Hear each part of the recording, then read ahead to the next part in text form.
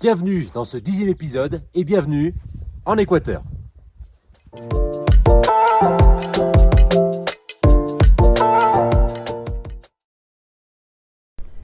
Allez, comme chaque semaine, on fait le tour de ce qu'on a fait en voiture. Donc, on est parti de la frontière colombienne, puisqu'on est parti donc de la ville d'Ipiales, où on a passé la frontière avec l'Équateur.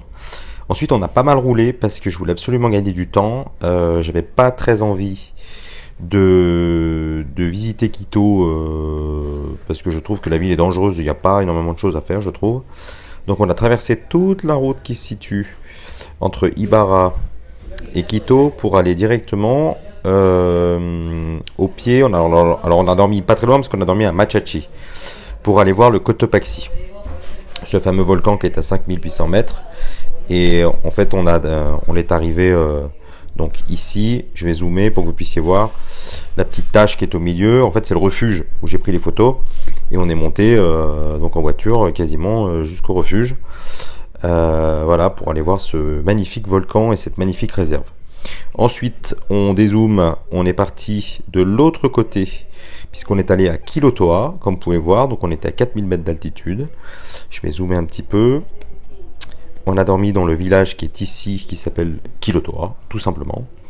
Donc c'était assez sympa. Comme vous allez pouvoir voir sur les images, c'est assez extraordinaire. Ensuite, on a repris la route. Et cette fois-ci, on est descendu, puisqu'on est allé sur le sommet le plus haut de l'Équateur, le Chimborazo, vous pouvez voir au milieu, qui est à 6263 mètres. Et là, on a fait du camping. On va zoomer, donc là vous avez tout finalement sur toute la map là que je vous montre, là vous avez presque le parc du Chimborazo, donc c'est assez gigantesque et on en a vraiment dormi au pied du volcan, puisqu'on a dormi que je retrouve, voilà, on a dormi dans cette tâche là, donc vraiment juste dessous le volcan.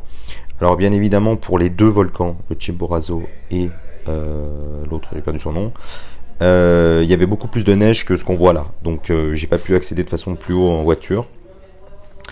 Ensuite, on a descendu vers le sud. Au départ, on était censé aller à Guayaquil, sauf que à Guayaquil, en ce moment, il y a d'énormes émeutes, ils sont obligés de faire intervenir l'armée, il y a des bombes qui pètent partout, des gens qui tirent dans les rues, donc bon, on n'a pas tenté. On n'y est pas allé, dommage parce que c'est une très jolie ville apparemment. Donc on est à Cuenca, une autre ville, qui pour le coup était vraiment une ville transit que j'ai adoré. Donc c'était vraiment top. J'y suis resté une nuit, mais franchement c'était vraiment génial. Et puis on a continué à descendre, puisqu'on est redescendu direction le Pérou, et on a passé la frontière au bord du Pacifique, à côté de Huaquillas. Et on va s'arrêter là pour cette vidéo, pour cette semaine.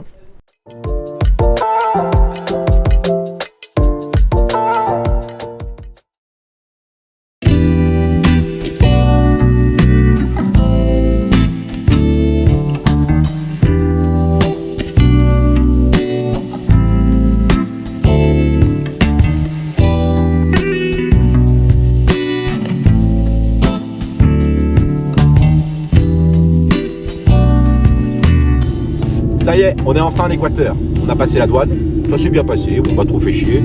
On m'a donné les papiers pour la voiture et pour le tampon sur le passeport, donc impeccable.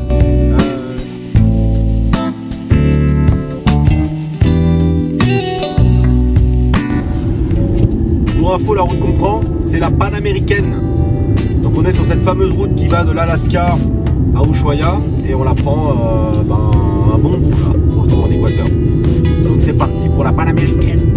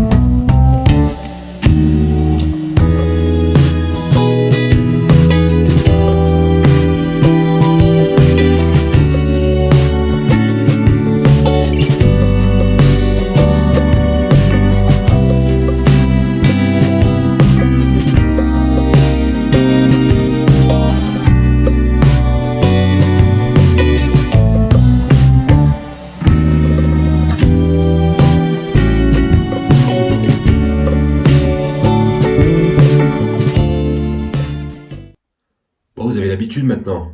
C'est l'instant bâtiment, la minute bâtiment. Là, très fort quand même. On a une douche, et l'interrupteur de la salle de bain, il est dans la douche. C'est super ça pour faire le Claude François, ça va être impeccable. Bon, il est 5h du matin, on part sur le volcan qui s'appelle le Cotopaxi, qui est très célèbre en Équateur. On a dormi déjà à 3200 mètres d'altitude, j'avais même pas fait gaffe qu'on était si haut. Effectivement, il fait très très froid. J'ai dû sortir les vêtements de grand froid, pourtant le thermomètre affiche 5 degrés, mais c'est pas du tout le même froid que chez nous en fait. Il est 5 degrés, mais t'as l'impression qu'il fait moins 10 quoi. Pour vous dire, je suis même sorti avec les gants quand même ce matin. Et j'ai 3 couches quoi, j'ai des vêtements de très haute montagne, voilà, donc il fait très très froid. On va essayer d'aller voir, ce matin c'est clair, donc il fait nuit mais c'est clair. Donc on va essayer d'aller voir le volcan de bon matin parce que je pense que 2 heures après le lever du soleil on voit déjà plus rien. Il est actif, il s'est réveillé avec des grandes fumerolles, donc on va voir si on va nous laisser rentrer ou pas. Ça va être la grosse interrogation.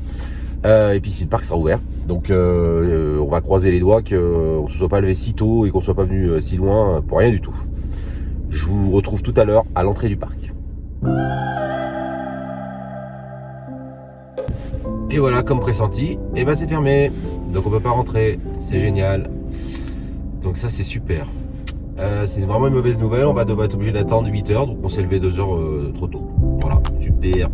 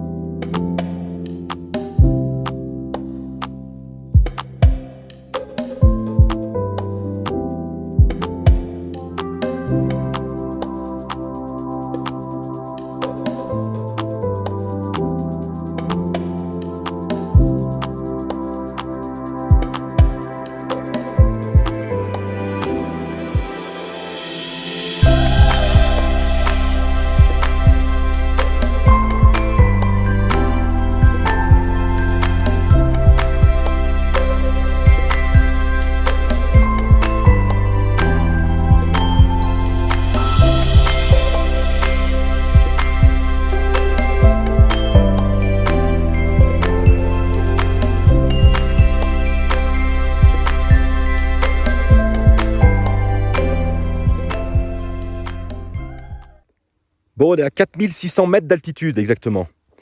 Donc on est monté à un terrain assez compliqué qui paraissait pas trop mal et puis en fait compliqué. Compliqué et puis après on a eu la neige sur la route donc ça complique encore les choses. Par contre voilà, le paysage il est grandiose.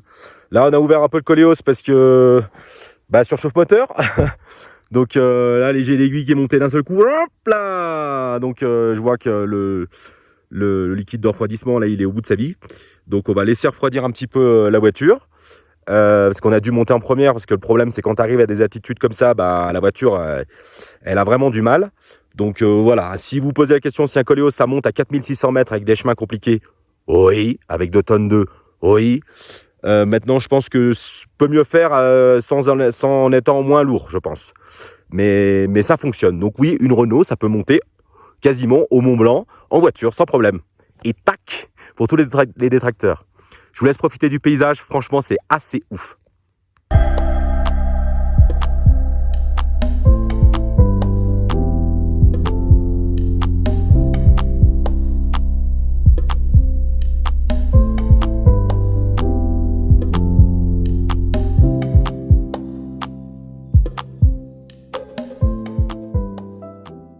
Bon, on part en rando. On va monter vers un refuge. Et on essaiera de manger là-haut en espérant que le temps se dégage un petit peu. Il y avait un guide qui me disait en passant le temps, c'est où c'est bon ou c'est pas bon et ça joue en 2 minutes. Donc on est super équipé. On a tout pris dans le sac à dos, la bouffe, tout ce qu'il faut. Au départ, je m'étais dit je monte sur un Diamox. Finalement, je pris un Diamox parce que effectivement, rien que le fait de préparer, j'étais déjà essoufflé. Donc on va monter comme ça avec nos bâtons et puis on se retrouve là-haut au refuge.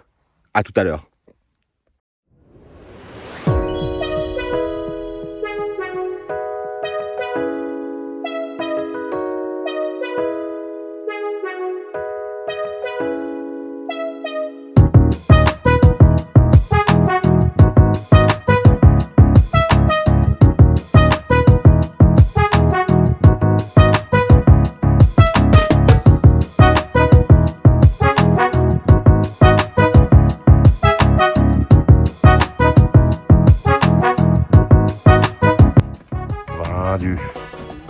À mon chu. Et à beau.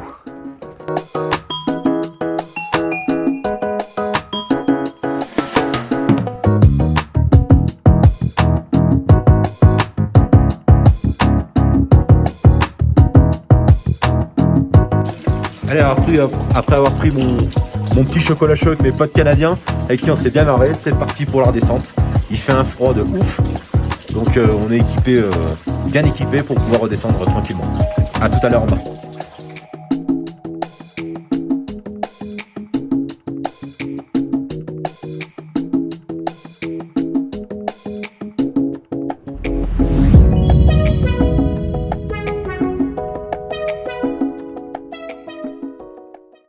Bon, on est redescendu avec mes potes canadiens du coup que je m'étais fait dans l'hôtel où j'étais.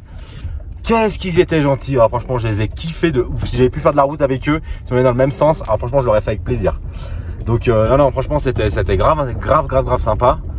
Et puis du coup là on va à Laguna de Quilotoa, qui est une lagune, tout le monde me dit elle est incroyable. Donc on prend la route, on a à peu près 2-3 heures de route. Et puis on va aller rejoindre cette fameuse lagune pour la faire demain matin. De bonne heure, puisque ici si tu fais pas les choses de bonne heure, c'est fini quoi, hein. Déjà à 10h30 le temps changeait. Donc voilà, donc c'est bien cool. Là on prend la route qui est défoncée avec de la neige, mais super que Léos va encore faire des siennes et nous emmener en vie, ça c'est sûr. À tout à l'heure et même à demain à la Laguna Quilotoa.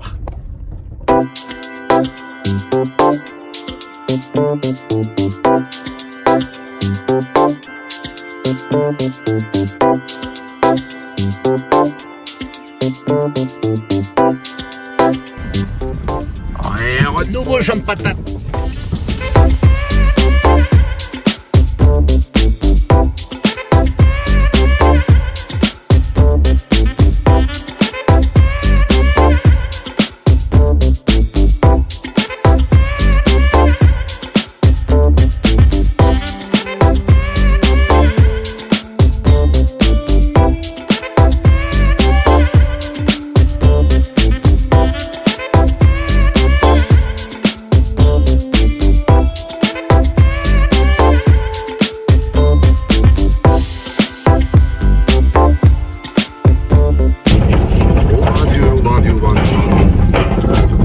On est vivant. Putain, c'était chaud.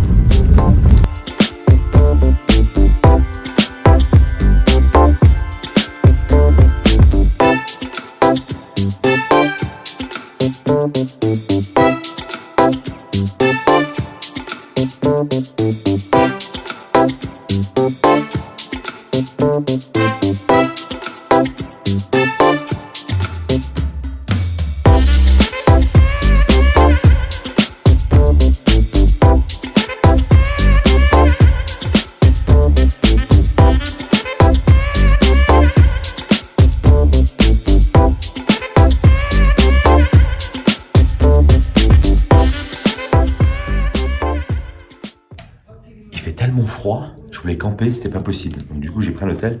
Pour vous dire, j'en suis réduit à me faire mon propre feu dans ma propre chambre.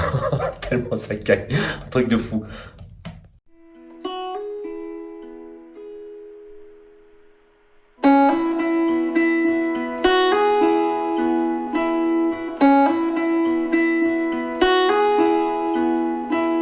left alone to find where she belongs. Her mother's scared to leave her all alone, but she got time and she knows what to figure out. This ain't in a dream, a place where it seems that love will come around. So don't stay, you'll regret it all too much. Just wait, I will find you someday. So the same, yeah, she does not know.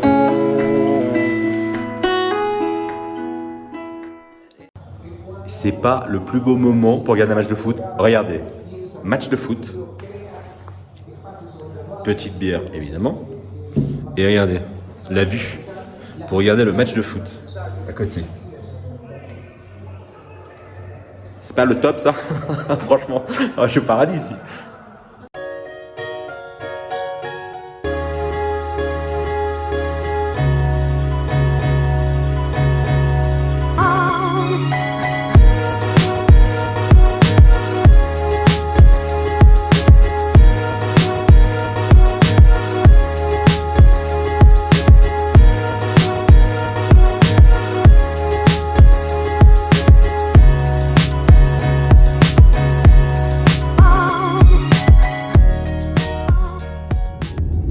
Bon, on a quitté ce village de Quilotoa avec cette fameuse lagune. Je dois dire que ça faisait pas partie de mon plan au départ de visiter l'Équateur. On m'a convaincu de venir ici. Donc j'en profite pour remercier énormément Indira qui m'a dit faut absolument que tu ailles, tu aimes la montagne, faut y aller. Et ben effectivement ouais, elle avait raison. J'ai été subjugué par la beauté du lieu. Je trouve que la photo et même la vidéo c'est encore pire, rend pas tout à fait, parce qu'il manque cette espèce de côté mystique que ça. Et il y avait une espèce d'atmosphère où vous restez scotché à ne pas pouvoir décoller les yeux de cette lagune en fait. Ça m'a donné vraiment cette impression là. Pour vous dire, j'y suis resté 3 heures devant bouche bée. Voilà. Donc ça m'arrive assez rarement. Je suis plutôt quelqu'un qui visite assez rapidement les trucs. Une fois que je l'ai vu, j'ai fait 2-3 photos, que j'ai fait le tour, etc. J'ai tendance à me dire bon allez c'est bon, on s'en va. Là j'étais vraiment scotché. Donc c'était tant mieux. L'avantage c'est que j'ai dormi dans un hôtel avec une petite dame et j'étais tout seul. Donc c'est des gens, comme vous avez pu voir sur la photo, qui sont en tenue traditionnelle en fait. Tout le monde est en tenue traditionnelle, tout le monde a son petit chapeau, tout le monde a ses petits vêtements en laine, ses petits bas, ses petites chaussures avec des talons comme ça compensés. C'est assez drôle à voir, on a l'impression de revenir, je sais pas moi, 70 ans en arrière, 80 ans. Ils sont tous minuscules. Pour vous dire, j'étais le plus grand du village. Ce qui n'est pas pour me faire plaisir d'ailleurs, parce que pour une fois, je peux me vanter d'être le plus grand. Ce qui m'arrive pas souvent dans ma vie. Donc ça, c'était assez impressionnant. Et voilà, ils attachent les bébés avec un fil, avec un torchon. Voilà, c'est vraiment à l'ancienne, quoi. Ils sont vraiment dans les Andes, c'est vraiment autre chose.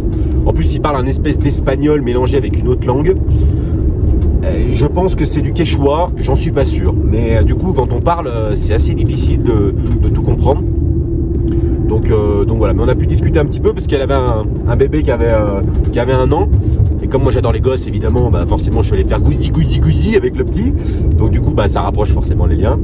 Et puis on a discuté un petit peu de savoir comment ça se passait et tout. Il me disait qu'ici, en fait, il fait froid tout le temps. Et on discutait des relations humaines. Et elle me disait, mais tu t'es pas marié, t'as pas d'enfant? Et je lui disais, non. En France, aujourd'hui, on les fait un peu plus tard, plutôt autour de la trentaine, plutôt là-dedans. Et elle me disait, mais pas du tout, nous, ici, pas du tout. Nous, à 15-16 ans, déjà, t'es marié. Et à 20 ans, elles ont déjà 2-3 gosses, quoi. Donc, on n'est pas du tout sur les mêmes cultures là-dessus. Et on voit bien qu'ils sont... je suis resté une demi-journée quasiment à côté d'une école à écouter, en fait, c'était le hasard, à écouter ce qu'ils racontaient à l'école. Ils chantent des chansons en fait, donc ils ils apprennent pas grand chose. Et on voit bien qu'ils sont assez simplets en fait. C'est pas méchant hein, ce que je dis. Hein. Mais ils sont simples d'esprit, ils sont pas très, parce qu'ils n'ont pas éduqué en fait. Ils n'ont pas de connaissances. Donc ils font un peu simplets. Mais par contre, ils sont très gentils. Voilà, je ne peux pas dire plus. Ils sont très gentils. Je vous donnerai des tips là-dessus sur l'Équateur, comment ça se passe, notamment au niveau de l'argent et du rendu d'argent. Vous allez voir, c'est assez drôle quand même. Là, on a pris la route. On a 3 heures de route à peu près. On a à peu près 200 km. On est sur un terrain, pour vous dire, on est en train de traverser un col. On est à plus de 4000 mètres d'altitude là. Le Coléo s'est eu un peu de mal à démarrer ce matin. Donc on prend la route, on va au pied du plus grand volcan d'Équateur, puisqu'il culmine à plus de 6200 mètres. On va au Chimborazo, sachant qu'on a vu le deuxième, puisque le Cotopaxi était 5008 et c'était le deuxième.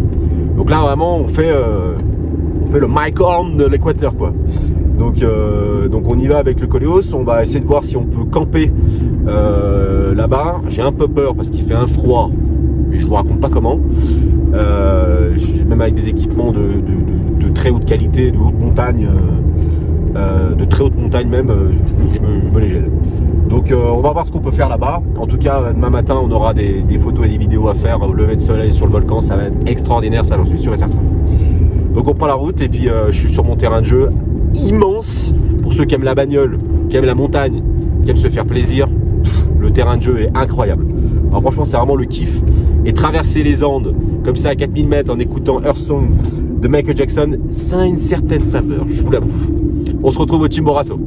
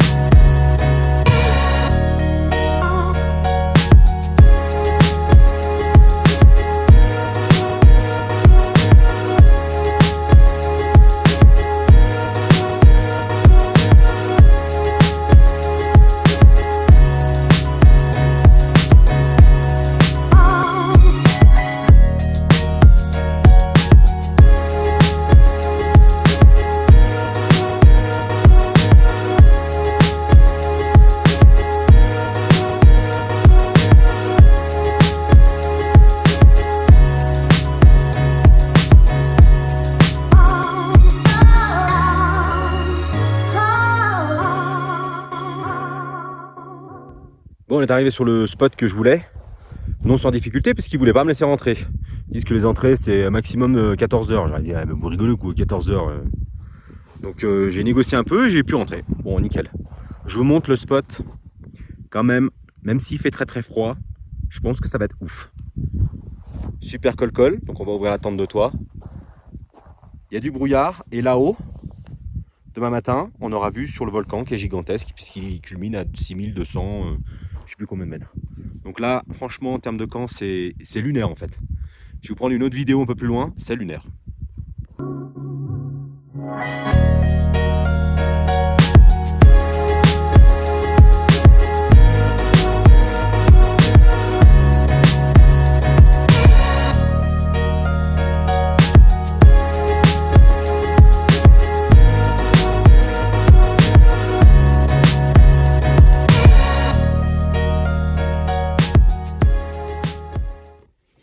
Alors comme vous pouvez le constater, je mange dans la voiture.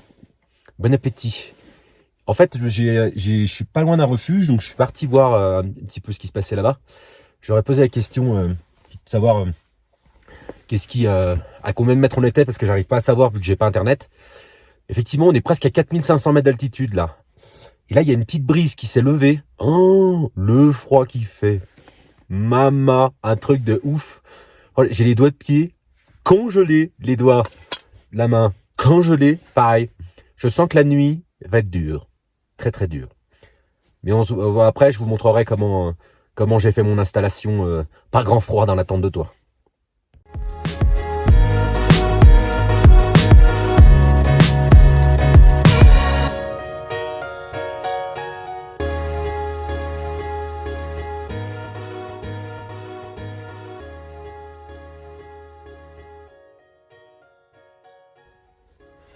Bienvenue dans la tente de toit. Quand il fait très très froid comme ça, comment est-ce que je dors? Alors c'est déjà, première chose, les chaussures, je les rentre. Je les laisse dehors en Haute-Savoie, sauf quand vraiment il fait mauvais. En Amérique du Sud, je les rentre parce que c'est des chaussures qui valent un peu de sous. Et chez eux, ça coûte très cher. Donc disons que ça pourrait se voler facilement. Donc je les rentre. Ensuite de ça, la nuit tombe très tôt. Il est 19h par exemple et il fait nuit noire. Donc on va se coucher et on va se lever très tôt puisque le soleil sort à 6h. Le but c'est de voir le lever de soleil sur le volcan, sachant que il va se lever à l'opposé, donc ça sera plutôt 7h je pense, on pourra le voir. Après, comment je dors? Par grand froid. Parce que là, je peux vous dire que là, il caille vraiment, vraiment, vraiment, vraiment. Et ce que j'emporte dans ma tente de toit.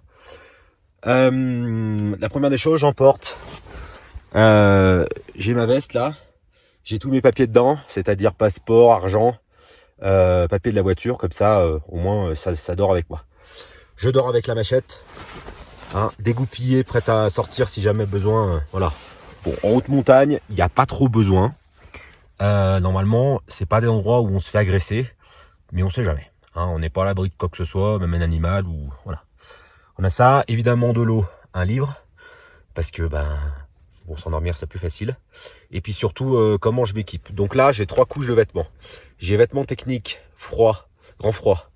J'ai une veste en mérinos, 400 mg de mérinos dedans. Ça coûte un saladier, mais au moins ça tient chaud. Plus cette veste-là, en plus, c'est une veste militaire qui résiste par -10.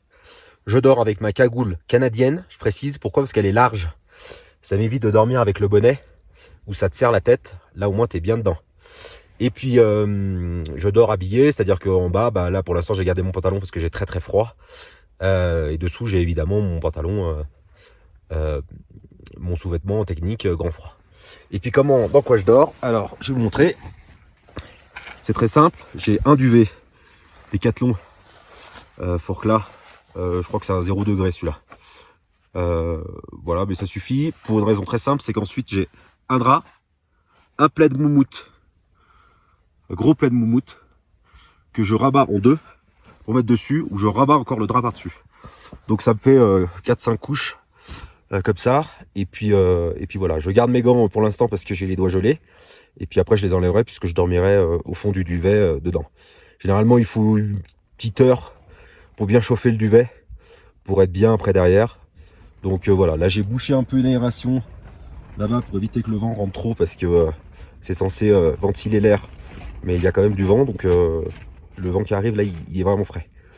Donc voilà un peu comment je dors, pas grand froid.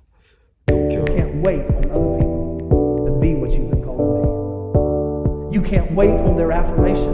You can't wait on their approval. You can't wait on their support. Sometimes you just got to run and look behind you and say, everybody who wants to run, run, but I can't stop running. Bon, le 1er décembre, premier réveil aussi haut. Il fait très froid. Voilà, mais j'ai plutôt opté le froid avec toutes mes couches dans ma tente de toit, donc j'étais plutôt bien cette nuit, donc ça va. C'est surtout que ce matin, un peu de déception au réveil.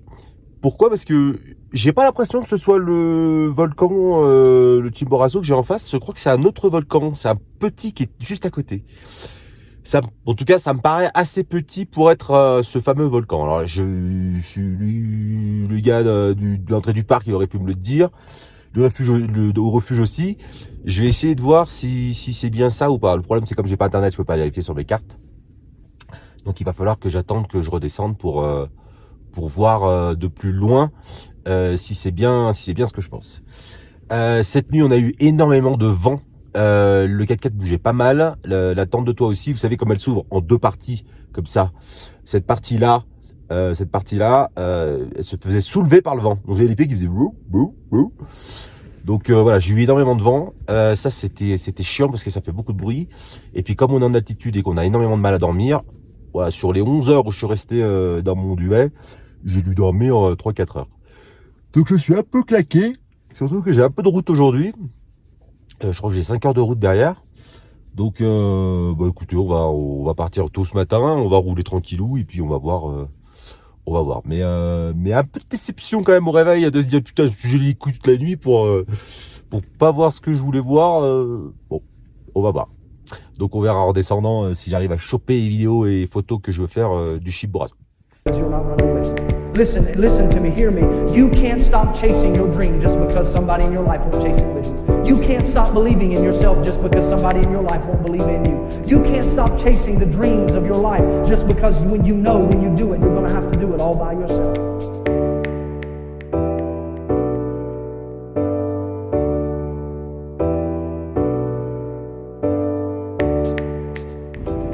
Je sais pas si vous les voyez, mais là dans le champ là, il y a plein de vicuñas. Un truc de fou. Je vais essayer de zoomer. Ah, si vous les voyez mieux là, il y en a plein partout. Dans les herbes et tout. Incroyable, on a vraiment de la chance quand même, hein.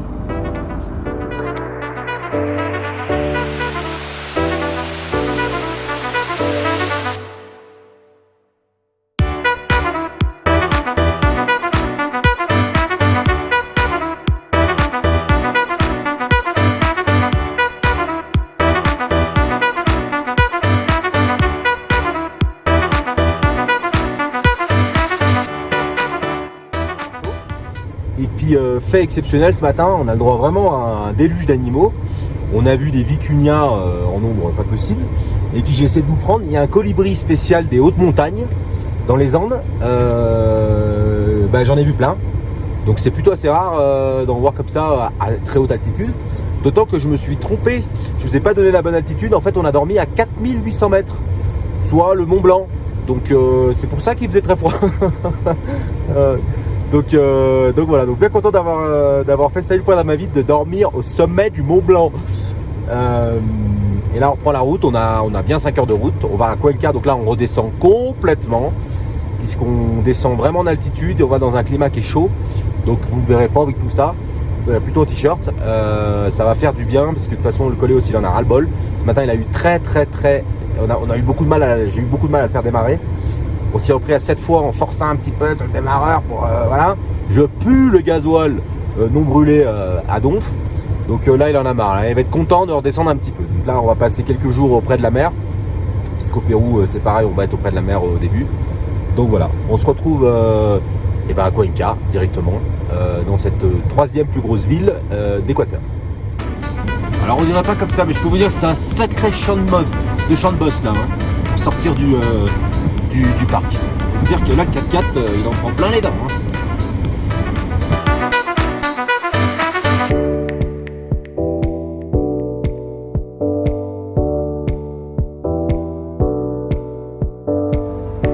Vous voyez la petite cuvette là? C'est là où on a dormi, 4800 mètres.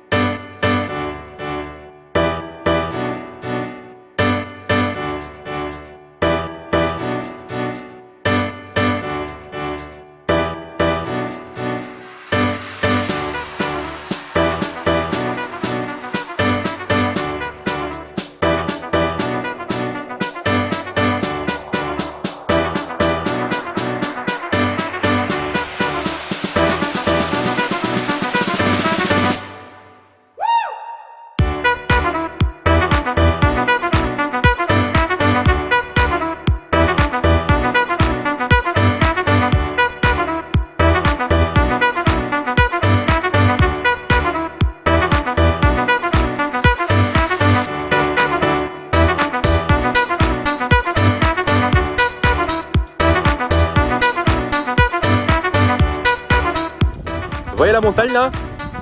Ça s'appelle la narine du diable. Effectivement, c'est la tête d'une narine. Pourquoi le diable? J'en sais rien. Mais en tout cas, c'est spectaculaire. Ça, c'est sûr et certain. Je pensais pas trouver ça en Équateur. Je suis sur le cul.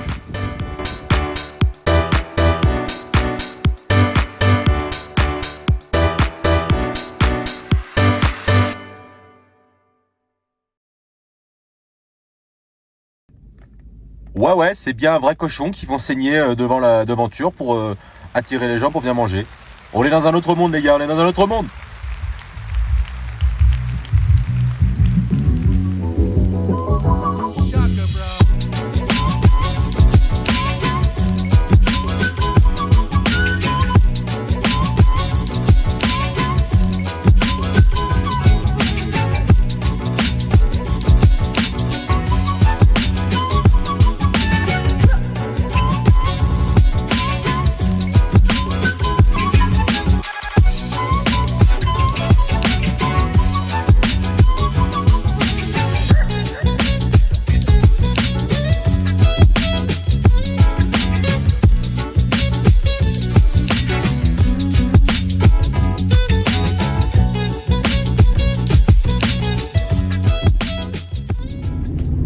Bon, on a quitté cette ville de Cuenca, très très sympa. Franchement, j'ai beaucoup aimé la ville. C'est vraiment le hasard parce que c'était pas du tout prévu que je passe par là. C'est une ville assez européenne, mais qui conserve son charme avec son centre historique, ambiance coloniale. Les gens sont plutôt bien habillés. Il y a des gens qui sont vraiment à la pointe de la mode. Les gens sont jolis. Et en Équateur, ben, écoutez, je suis surpris, surtout dans les grandes villes et surtout dans cette ville, j'ai trouvé les gens jolis, autant les hommes que les femmes. Il y a des restaurants où tu manges très très bien, j'ai pu tester des restaurants italiens, etc. J'ai super bien mangé, vraiment la même chose qu'en Italie, quoi, pour le coup. Donc non, franchement, très bonne ambiance, j'ai trouvé ça hyper sympa, hyper joli.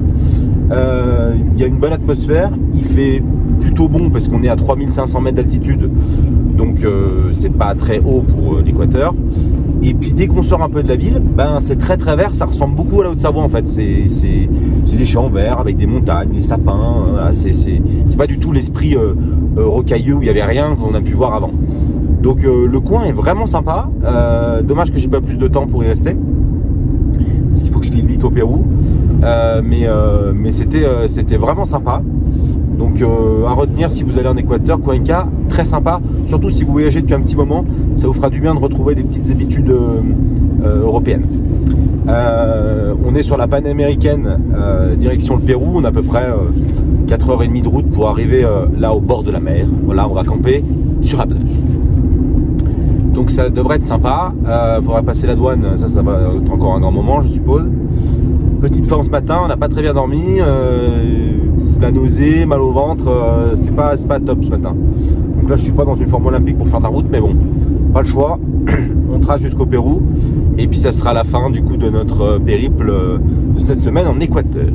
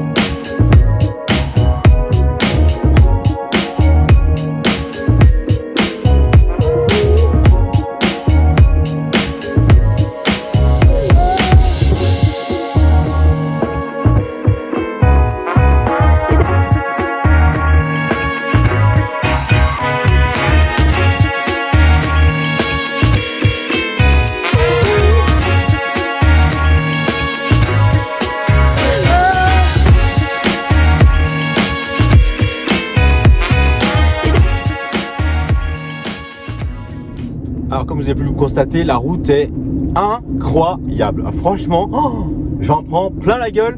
C'est un truc de fou. J'aurais jamais imaginé que ça me plaise autant l'Équateur. C'est assez incroyable et c'est ce pourquoi aussi j'ai fait venir ma voiture. C'est pouvoir vivre ces moments-là sur la route en ayant des paysages absolument dingues. Ce qui est surtout assez impressionnant, c'est que vous avez pu voir la vidéo d'avant. Il n'y avait rien. C'était désertique. C'était vraiment un canyon où il n'y avait rien. Tu prends un virage et d'un seul coup, paf, tout vert, style végétation pacifique. Et c'est impressionnant de voir ce changement aussi radical. On a l'impression qu'on passait, je sais pas, qu'on avait fait 100 km quoi, entre ce virage-là et c'était impressionnant. Chez nous, on a plutôt l'habitude de voir ça, une végétation qui change entre les régions sur plusieurs kilomètres quand même. On voit qu'il y a une gradation. Là, non, c'est cash, hop, tac, t'es dans les montagnes, il y a plus rien, pouf, t'arrives, c'est le Pacifique. Donc là, pour vous dire, on a fait même pas 100 km, on est passé d'une végétation type Haute-Savoie, montagneuse, à le désert, un canyon type Colorado, à là, le Pacifique total, avec cette espèce de jungle, quoi, en l'espace de moins de 100 km. C'est assez impressionnant, je dois dire.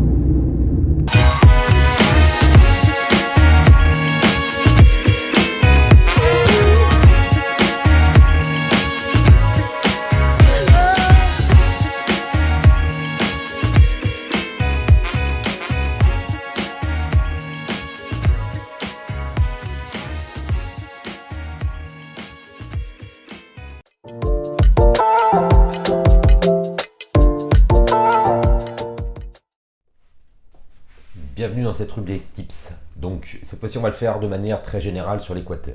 Premièrement, on paye en dollars américains. Donc ça nécessite de faire du change tout de suite à la frontière colombienne ou à la frontière péruvienne puisqu'ils n'acceptent que ces dollars-là. Je vous fais un état des lieux un peu en termes de coût de ce que coûte la vie. Une location aujourd'hui d'une chambre d'hôtel, on est entre une quinzaine d'euros et une cinquantaine d'euros pour les hôtels un peu sympas. Ça tourne plutôt entre 15 et 25 quand vous voulez vous faire des économies. Donc ça va, c'est pas très cher, mais ça reste un petit peu cher pour l'Amérique du Sud quand même. Au niveau de l'essence, il y a des grosses disparités entre l'essence et le diesel. On est à 1 euro le litre d'essence alors qu'on est à 35 centimes en diesel. On paye évidemment, c'est le prix marqué au gallon, comme aux États-Unis. Et puis la différence avec les autres pays, c'est que toutes les stations-service sont au même prix. Donc il n'y a pas besoin de chercher la meilleure affaire possible. Ce sera toujours pareil. Au niveau de la bouffe, un repas le midi, ça coûte entre 3 et 4 dollars. L'après-midi, enfin le soir, on est plutôt autour des 8, 10, 12 dollars. Donc ça va pour manger, c'est pas non plus excessivement cher. Et c'est un pays qui est, on voit vraiment la patte américaine parce que tout est fait comme aux États-Unis. C'est-à-dire que là, vraiment, ça m'a donné vraiment cette impression-là en rentrant en Équateur, mais qui plus est en le visitant, ça ressemble énormément à ce que j'ai pu voir par exemple dans l'Ouest américain. Le même type de route, la même façon de construire la route, les parcs sont construits et faits de la même manière, même les stations en fait pour rentrer dans le parc avec tel bois fait de telle manière, c'est la même chose qu'aux États-Unis. Donc ça c'était assez drôle à voir. Par contre, dans ce pays, la police par exemple est habillée tout en noir, vous avez beaucoup de barrages routiers. On vous demande vos papiers, comme d'habitude, donc même technique qu'en Colombie, hein. On essaye d'être discret. Sinon, sur ce que j'ai aimé dans ce pays, je l'ai fait par obligation parce que je devais juste le traverser, je me suis arrêté un peu plus parce qu'on me l'a conseillé et franchement je ne regrette pas du tout. C'est incroyable au niveau des paysages, au niveau des routes. Voilà, les gens étaient plutôt gentils, c'était vraiment, pour le coup, vraiment top. Je vous donne quand même un petit tips, attention sur la monnaie de retour. Ils ont tendance à ne jamais avoir d'argent sur eux, ou en tout cas très peu de change. Donc même sur un billet de 20 dollars américains, ils n'ont pas la monnaie. Donc ils prennent énormément de temps pour vous rendre la monnaie n'est jamais juste. Voilà, donc recomptez bien, poussez-les à ce qu'ils vous rendent la monnaie tout de suite, sinon ça va durer des plombs. Je vous le dis, ça m'est arrivé quasiment à chaque fois en Équateur pour pouvoir le faire. Donc voilà, donc ça c'était le petit truc un peu chiant, mais bon, on s'y habitue. Et puis vous verrez, dans ce pays, ce qui m'a aussi pas mal plu, c'est la diversité de paysages en si peu de temps finalement. J'ai fait un peu plus de 1300 km de frontière colombienne jusqu'à la frontière péruvienne, et on est passé un peu par tous les paysages possibles, inimaginables, et des fois juste au virage, pouf, ça change quoi. Donc ça c'était franchement assez impressionnant et assez top. Donc voilà, donc c'était franchement pas mal l'Équateur. J'espère que ces images vous auront plu. Cet épisode a duré un peu longtemps parce que je voulais vraiment vous le condenser en un seul épisode. Et on se retrouve la semaine prochaine au Pérou. Je vous fais des bisous. À bientôt la semaine prochaine. Ciao.